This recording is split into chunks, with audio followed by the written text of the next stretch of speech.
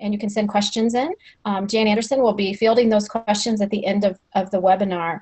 I've invited Susan Lee and Mary Lou Etheridge from Brigham Women's Hospital to join in a conversation focused on caring science and the power of heart-mind leadership. Susan and Mary Lou, would you share a little bit about yourself? Why don't you start?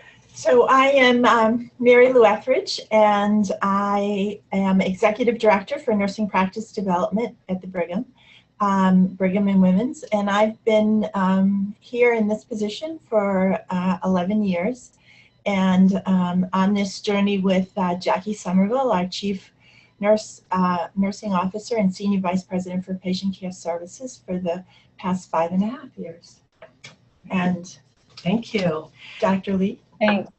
Hi, I'm Susan Lee, and I'm a senior nurse scientist in the Center for Nursing Excellence at Brigham and Women's Hospital in Boston. We are ranked 6th in the nation overall by U.S. News and World Report, and we are a Caring Science affiliate hospital.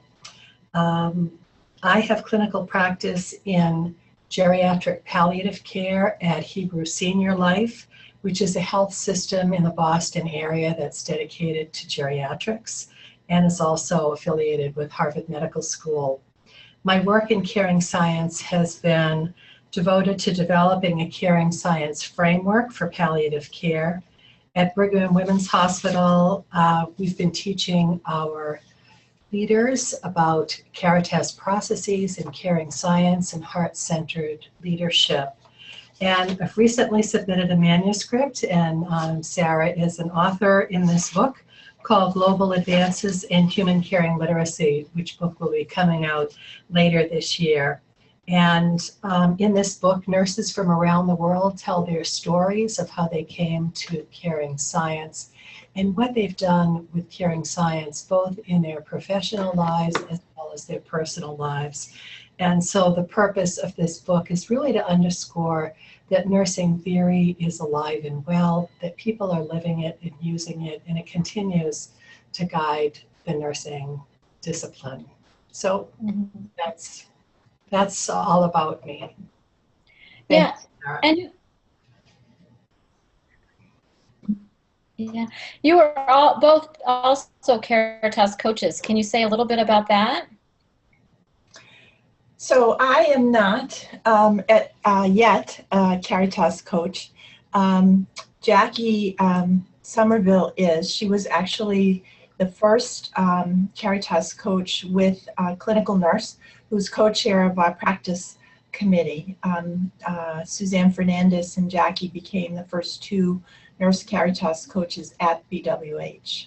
Susan is a fellow. Okay.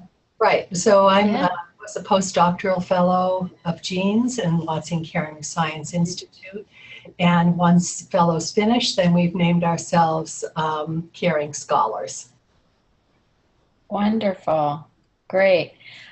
Can you all, at the highest level, tell us about how caring science has impacted the way the two of you think about and define and demonstrate leadership within your organization? So for me, and I think it began with a visit from Dr. Jean Watson in 2013, when she was a Karsh visiting professor. So every year we have the privilege of inviting a scholar to Brigham and Women's, and under the sponsorship of Mrs. Estrelita Karsh, who's a benefactor for the department and a very great friend of the Department of Nursing. And in May of 2013, we invited Dr. Watson to the Brigham. And her presentation, she spent the day with us. She spent the day with nursing leaders. She presented nursing grand rounds. She toured the units and spoke with the nursing staff. And her visit really resonated, I think, with all of us. And we had just put to paper our professional practice model, and her conversations with us, both in the clinical area and in our group discussions, really helped us to understand better that our professional practice model, which is held up by a caring and inclusive environment, really provided the framework for us to really understand better what we were, what the theory behind our caring is. And from that point in time, we really began to learn more and use more of caring science as foundational work, as foundational to our work. Can you share some examples about how that has been exemplified in your work at Brigham?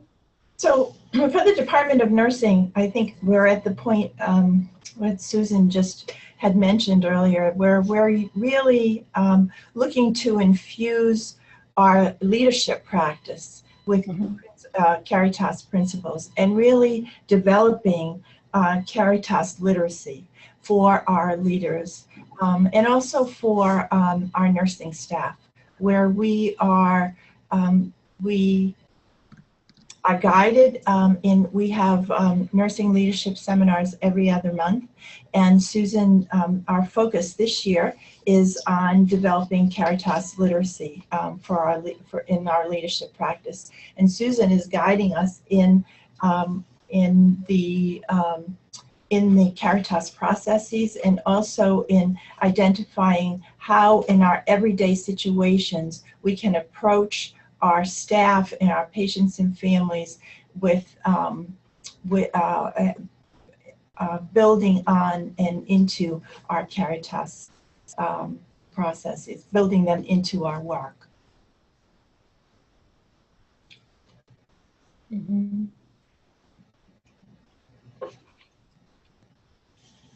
Can you talk a little bit about the life of the language and the meaning of using caring science language and the ethics and tenets of caring science to the frontline staff and managers? I think that having a theory-guided practice is extremely important. You know, Sarah, when you think about the magnet movement in the United States, one of the requirements was that the hospitals be able to articulate nursing theory that underpins practice. And think about hospitals all over the United States developing mission, vision, and value statement. The genius behind having a nursing theory guided practice is that we're actually generating and refining theory from the practice setting. And instead of everyone doing things in silos all over the United States, we actually are advancing nursing theory in practice. What it has provided for us and other hospitals is a common language about what we do every day. And it provides a way for us to talk to each other, to articulate what it is that we're trying to do with our patients and families and for our colleagues. So it's not uncommon for those of us, especially in leadership, to talk about loving kindness, to talk about going beyond ego self, and to use those actual words in the caring, the Caritas processes to describe the work that we're doing on a daily basis and to support each other in this work, which really has a lot of challenges. So I see theory as a glue that binds us together in our mission of taking care of humanity and really makes explicit what we're trying to do, not in terms of caring with a small c, which I think nurses do very well, but to really elevate our practice into something that is discipline specific, that's based on knowledge of what caring entails as we take care of patients. It's not just being nice to patients, it's knowing them, their values, and tailoring the care to meet their needs and preferences. So overall, caring has been a new language that has brought us, I think, closer together as a nursing community, has caused bonds between us, and it's really taken practice to another level. Yeah. Thank you. That was so beautifully said. One of the things I've experienced in the last few years is having the opportunity to begin to travel with Jean and visit hospitals. And it is always such a beautiful day of connection and coming together around a common bond. And I think one of the challenges is once that day is over, how do we continue those practices? And how do we stay connected? And I'm wondering what you all are doing at Brigham to continue to stay connected and to both the language and the behaviors that are in alignment with caring science. Do you want to tell them about all the different things? So, Yeah. So back in 2004, I guess it was the end of 2013, Jackie started, our CNO started Touchstones as one of her as her project for Caritas Coach program.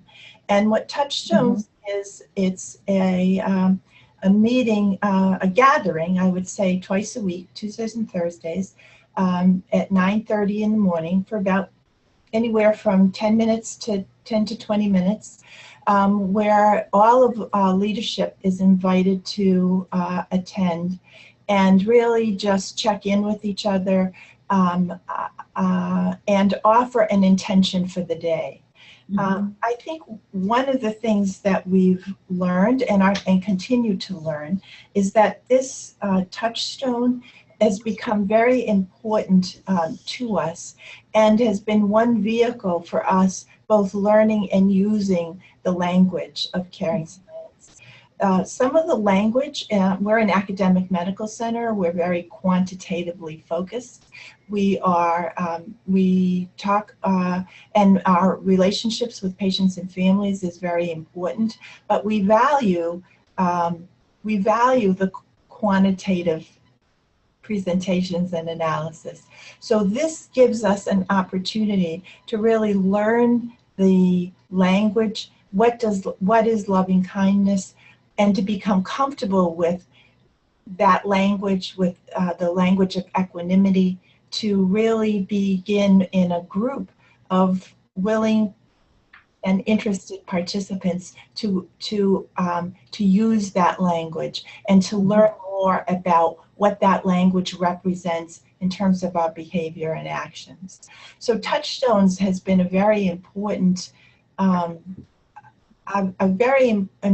piece of our development as a leadership community. We also are using our leadership seminars, which are held every other month, to build our Caritas literacy and leadership. We have combined some of our nursing awards into a Lotus Award, which recognizes all staff who work in clinical work, who are non-direct care providers throughout patient care services.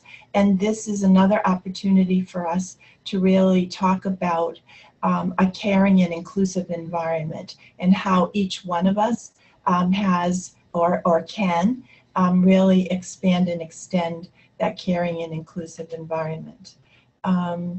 We have invited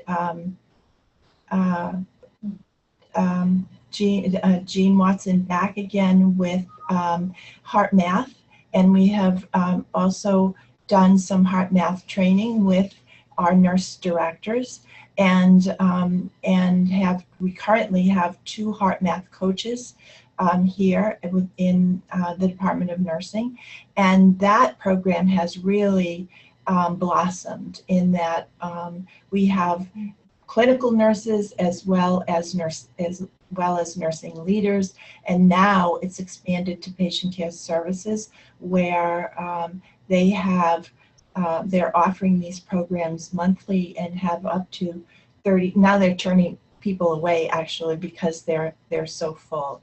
And we have nurses speaking and using HeartMath in their clinical work with patients and families, and also with each other. We have also incorporated our monthly newsletter within Patient Care Services, and that is now called Heart and Science. And we have our focus this year is on the Caritas processes, and our stories in that publication really explicate the theme or the process that we're looking at for that month. So that's just a few of the examples that we're currently using.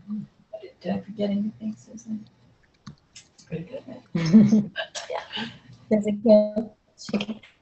Thank you. Those are great examples. I know as a nurse educator, Jean and I have both used Nell Notting's work on a caring curriculum as a way to continue to reinforce the learning. And Nell Notting's always talks about modeling the way and practice and authentic dialogue and continuing to affirm and confirm our language and our way of being with one another. And it sounds like you're really doing that at Brigham. Does that resonate? It does. I love Nell Notting's work, and I know that Jean does refer to it. And also, I think something that has really resonated for me is her, the way that she incorporates Levinas's work in as well. And I love that he sums up his philosophy in 3 words, which is "Après-vous, monsieur." And it's a wonderful way. I mean, it could also encompass Notting's work. It's that other person is more important, and that he sees everything in life as after you. You go first. And it's a wonderful, generous way of living in gratitude. And also incorporates, I think Notting's work fits right in with that as well.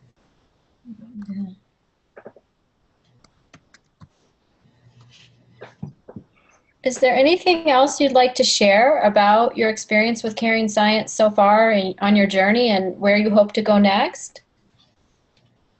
I think that Caring Science resonates with people, and but it doesn't reach everyone. And she also says in her books that not every nurse will be a Caritas nurse. And so if we look at this in terms of implementation science, we reach out to everyone, and it's very voluntary. We allow nurses to come to Caring Science as this resonates with them. At the same time, we do have an expectation that these really are our norms now, that we are about caring, that we are about caring for each other and caring for our patients and families. Not everyone walks around our hospital and talks about loving kindness, but more people do all the time. And so we are trying to establish this as our norm and really embed this into the DNA here at the Brigham, knowing that not everybody is going to adopt this, and that's okay. It's all about choice. Yeah. So I want to tell you that last month Jackie and her partner in the first Caritas coach program came to the practice committee to talk about Caring Science and the Caritas coach program and so forth. And afterwards, the members, and there were about 25 clinical nurses in the room, and afterwards they said, well, you know, how do we get this out to everyone, and how do we make everybody do this? Because again, we're in a culture, right, where we use health streams for mandatory competencies, and we use we have simulations and to prove that we are capable of doing what these skills are. And the notion of an invitation and the notion that that they have an opportunity and not everybody might be called to to be a Caritas nurse, was a very, very difficult notion for people to wrap their heads around, because they really wanted us to say this was going to be a 2016-17 mandatory competency. And so let's be sure that everybody does it. Yeah. So there are nurses who practice. Nurses practice at all levels of abstraction. Mm-hmm. And I have seen both here at the Brigham as well as other hospitals that are Watson Caring Science hospitals, nurses who are really drawn to this work, who want to practice, as Jean says, at a deepening path of practice. They want to practice at a higher level, higher vibrational level, deeper interpersonal level. They want to practice on a spirit-to-spirit level with patients.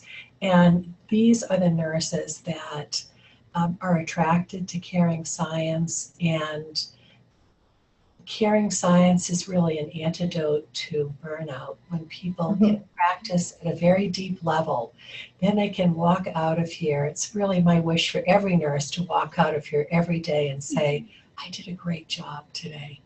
But as practicing in caring science, you can forgive yourself. Oh, I didn't get to that dressing. I should have changed that IV. Those are just tasks that didn't get done today. But today, I connected with someone. I made a difference in their life. Because I was here today, the experience of care was different for that patient. And this is the vision of caring science that we would like to get to the clinical nurses. And this is really our work ahead. This is where we're going in the future, is to to spread. So we've started at Brigham and Women's with the senior leaders, and now we want to spread caring science.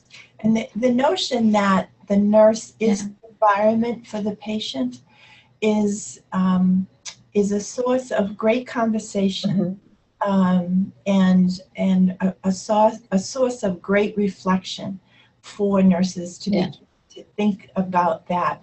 Wow, what I bring into this room to this patient has such a powerful impact on the patient and on me. That conversation is a very different conversation, and a very important one. The idea that physical care, that physical acts are sacred acts and have meaning for the patient is another important conversation that we have with nurses.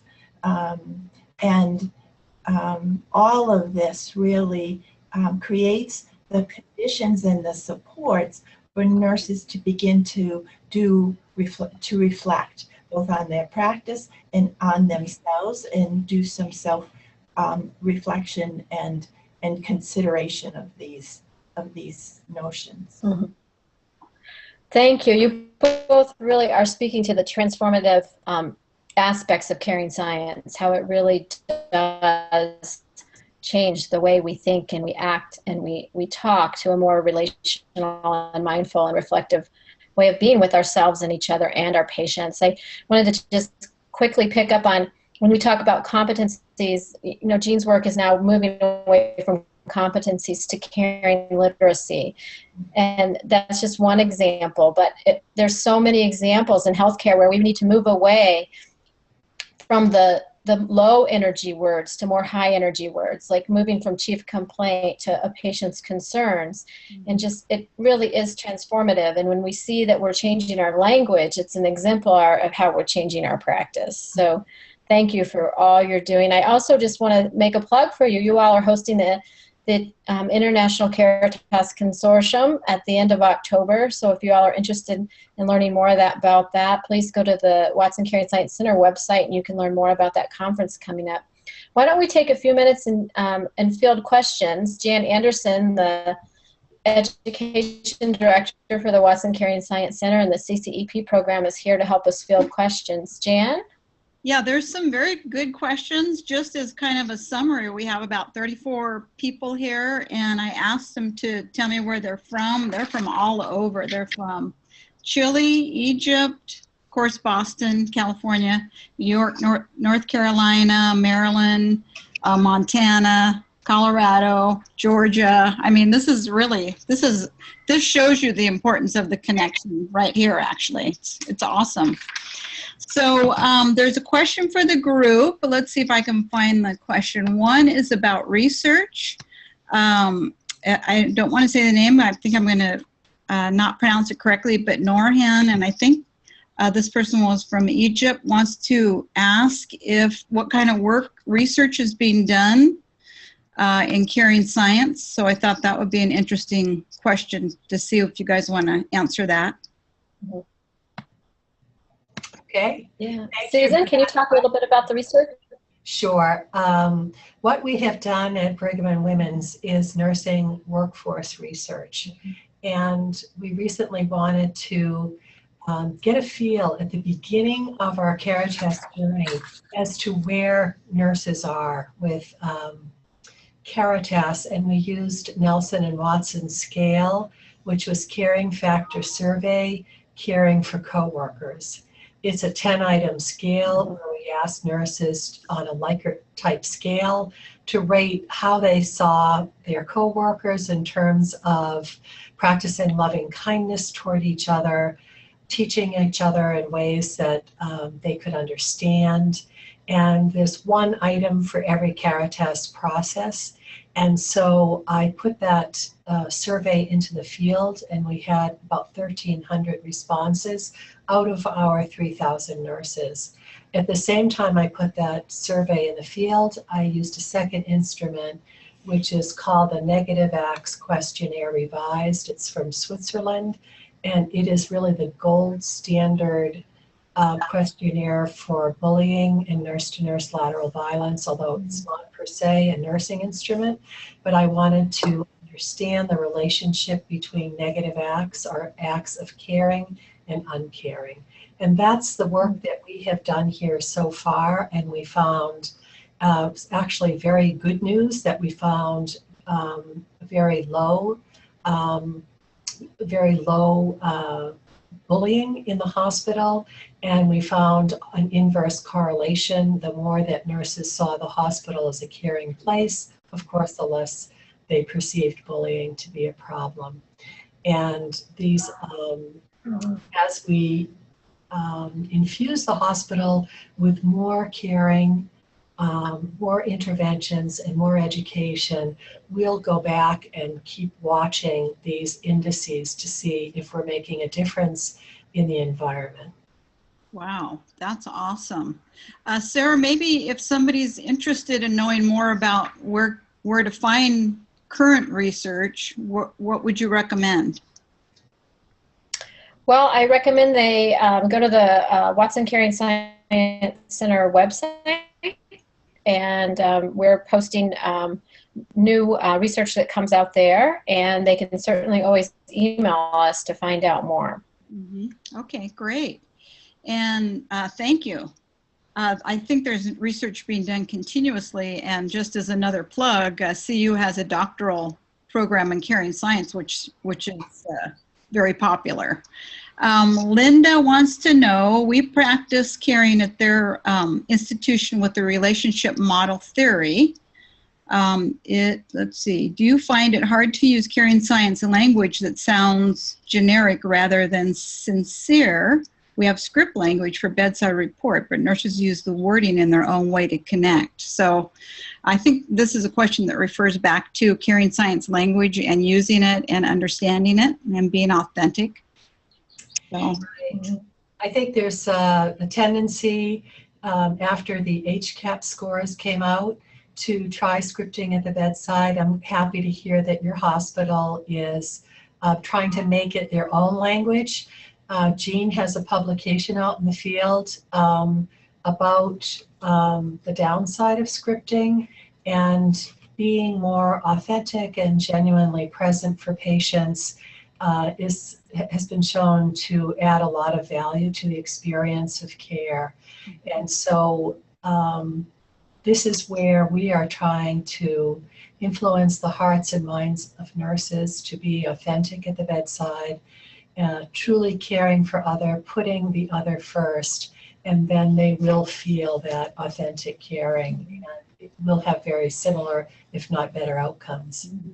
Yeah, we're just about out of time, but Susan, why don't you once again remind folks of your book that just came out, because it really does talk about caring literacy throughout that. Do you have it with you, or can you show them? I don't have it. It's actually not coming out until November, but it's called Global Advances in Human Caring Literacy, and it's written from authors around the world, South America, Switzerland, Ireland, Israel. I'm trying to think of all the places that people have written, South Africa, and this is ways that caring science has been spread throughout the world through Jean's magnificent global outreach, which resonates with humans everywhere. Thank you, Sara. Thank you very much. Thank you all for joining us. I appreciate it so much. Brigham is just doing a fabulous job integrating caring science as one exemplar. Once again, please come see us all at International Caritas Consortium at the end of October. We'll all be at Boston. It's a wonderful place to learn and grow in caring science together. If you'd like to learn more about any of the continuing education or PhD programs in caring science, just go to the Google Watson Caring Science Center, and you can learn more about us there. Thank you, everyone. Thanks, Jan Anderson, for all your help. Thank you. Thank you. If your questions didn't get answered, I put my email address on the site, and I can hopefully maybe direct you to anyone who can answer it. So thank you for Great. Thank you for your expertise. It's wonderful. Yes. Thanks, Susan, Mary Lou, and Jan. Bye, Nice to everyone. see you Thank again. you. Thank you.